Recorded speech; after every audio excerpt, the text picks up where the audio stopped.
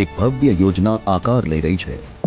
4 lane Palanpur bypass road ₹562.64 કરોડથી વધુના ખર્ચે નિર્માણાધીન આ બાયપાસ રોડ માત્ર એક રસ્તો નથી, પણ શહેરને ટ્રાફિકની જાળમાંથી મુક્ત કરાવવાનો માર્ગ છે। આ નવું 4 લેન બાયપાસ રોડ શહેરને ફરતે એક રક્ષા કવચ આપશે।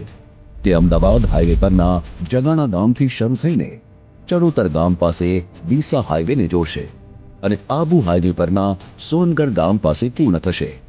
આ ભવ્ય પ્રોજેક્ટ અંતર્ગત કોડલા ગામ પાસે ₹215.09 કરોડના ખર્ચે એક લાંબો અને આધુનિક 6 લેન એલિવેટેડ બ્રિજ પણ બનાવવામાં આવશે। આ 4 લેન હાઈવે ₹209 કરોડથી વધુના ખર્ચે આંતરરાષ્ટ્રીય કક્ષાની સુવિધાઓ જેવી કે બીમ બેલ્ટ સાથેનો મીડિયન, ડ્રેનેજ સિસ્ટમ અને અત્યાધુનિક રોડ ફર્નિચર સાથે તૈયાર થશે।